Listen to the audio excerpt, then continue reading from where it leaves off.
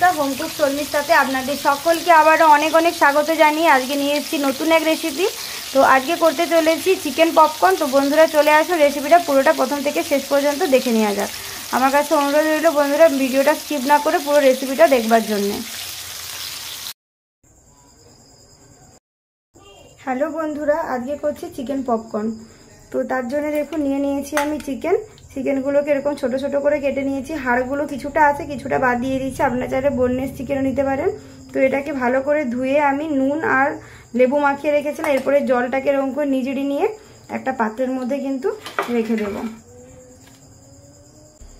Recipe আর নিয়ে নিচ্ছি দেখুন হলুদ একটু আর নুন একটু এর মধ্যে দিয়ে দেব।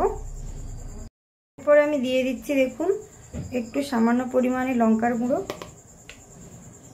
আর দিচ্ছি কিছুটা পরিমাণে লবণ। যেহেতু লবণটা আমার আগে দেওয়া ছিল তাই খুব একটা দেবো না, অল্প পরিমাণে লবণ। আর দিয়ে দিচ্ছি একটু হলুদের গুঁড়ো। তারপরে নিয়ে নিচ্ছি দেখুন এই সানরাইজের গরম মশলাটা। এটা দিলে কিন্তু ভীষণ সুন্দর একটা টেস্ট হয়।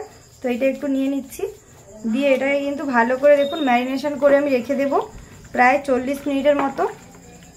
আপনারা চাইলে সকাল থেকে ম্যারিনেশন করেও রেখে দিতে পারেন নর্মাল ফ্রিজে, তো সেটা আরও ভালো হবে। যেহেতু আমার কাছে সময়টা একটু কম, তো এটা তাই জন্য ম্যারিনেশন করে কিন্তু আমি রেখে দিচ্ছি 40 মিনিটের মতো। তো ফিরছি আমি 40 মিনিট পরে ফিরে আপনাদেরকে দেখাচ্ছি যে কেমন হয়ে গিয়েছে। এই মশলাগুলো কিন্তু মাংসের একদম ভেতরে ভেতরে চলে গিয়েছে।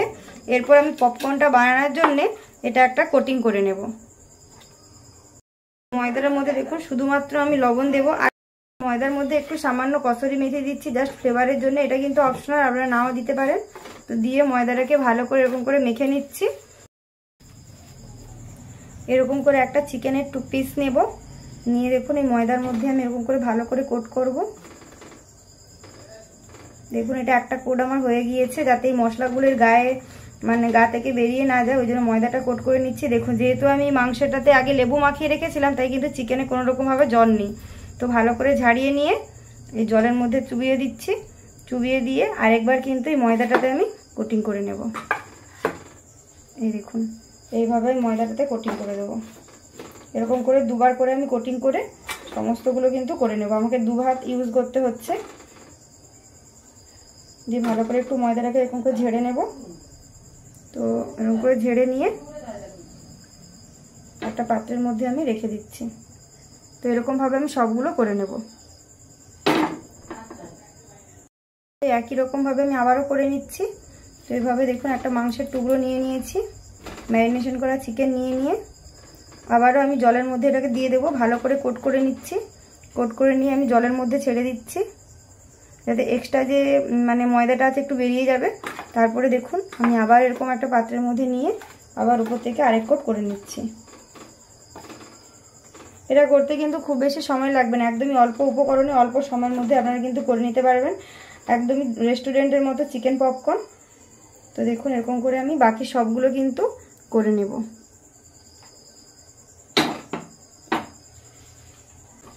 তো দেখুন আমার সমস্ত কোটিংগুলো কিন্তু হয়ে গিয়েছে। তো কড়াটা আমার কিন্তু গরম হয়ে গিয়েছে। এরপরে দিয়ে দিচ্ছি আমি তেলটাকে খুব ভালো করে গরম করে নেব। গরম করে মিডিয়াম টু লো ফ্লেমে, তারপরে আস্তে আস্তে করে মাংসগুলোকে ভেজে নেব। বন্ধুরা তেলটা কিন্তু আমার গরম হয়ে গিয়েছে। এরপর দেখুন আমি আস্তে আস্তে করে পপকর্নগুলোকে ছেড়ে দেবো। আগে দেখার জন্য একটুখানি দিয়ে দেখছি হচ্ছে কিনা। দেখুন এটা কিন্তু মোটামুটি হয়ে গিয়েছে, তেলটা ভালোভাবে গরম হয়ে গিয়েছে। এই দেখুন ভেসে উঠছে। এইভাবে সমস্তগুলো ভেজে নেব। ফ্লেমটা কিন্তু একদম মিডিয়াম টু লো ফ্লেমে রাখবো, বেশি হিট দেওয়া যাবে না, তাহলে মাংসের ওপরে কালারটা চলে আসবে কিন্তু ভেতরের মাংসগুলো কিন্তু সেদ্ধ হবে না।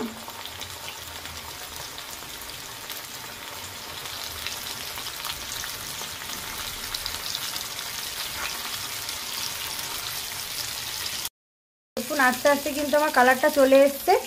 তো এরপর আমি এটাকে 2 থেকে 3 মিনিট আর একটু ভেজে নেব মিডিয়াম ফ্লেমে।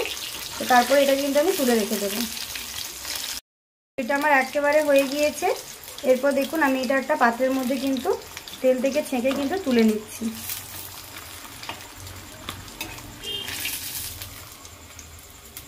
এই যে সমস্তটা কিন্তু আমি তুলে নিয়েছি। দেখুন তুলে নেওয়ার পর কেমন কালার এসেছে। তো একই রকমভাবে বাকি যেগুলো রয়ে গিয়েছিল সেগুলোও কিন্তু আমি ভেজে নিচ্ছি। এটা কিন্তু ভাজতে খুব একটা বেশি সময় লাগবে না, যেহেতু আমি আগে থেকে নুন আর লেবুটা ম্যারিনেশন করে রেখেছিলাম, তার জন্য কিন্তু মাংসটা মানে মোটামুটি সেদ্ধটা একটু তাড়াতাড়ি হয়ে যায়। তো আপনারা একবার হলেও বাড়িতে কিন্তু এভাবে করে দেখতে পারেন, খেতে কিন্তু ভীষণ সুন্দর লাগে। মানে বাইরে থেকে আর কিনে এনে খাওয়ার আপনাদের প্রয়োজনই কিন্তু পড়বে না। আমার একটা পাশ হয়ে গিয়েছে, আর এটা পাশে এরকম করে উল্টে নিচ্ছি।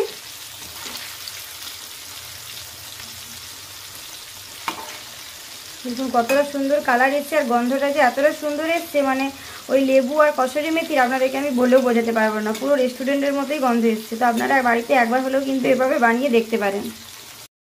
তো আমার কিন্তু এগুলো একেবারে ভাজা হয়ে গিয়েছে, দেখুন কালারটা কতটা সুন্দর চলে এসছে। এরপর আমি একটা পাত্রের মধ্যে এটাকে তুলে নেব।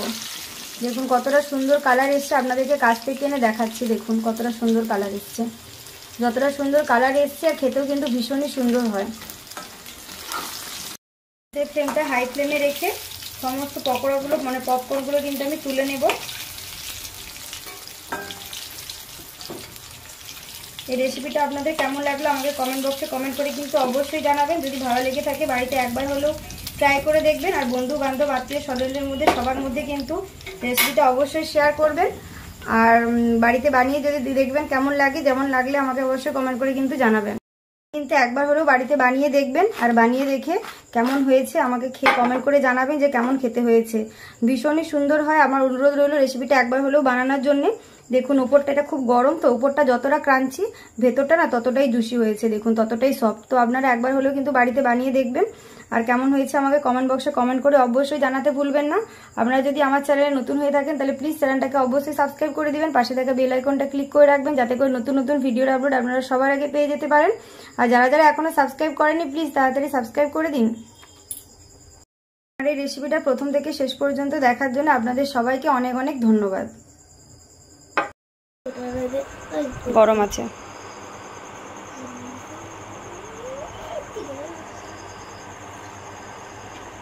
খুব সুন্দর হয়েছে, মনে হচ্ছে খুব সুন্দর।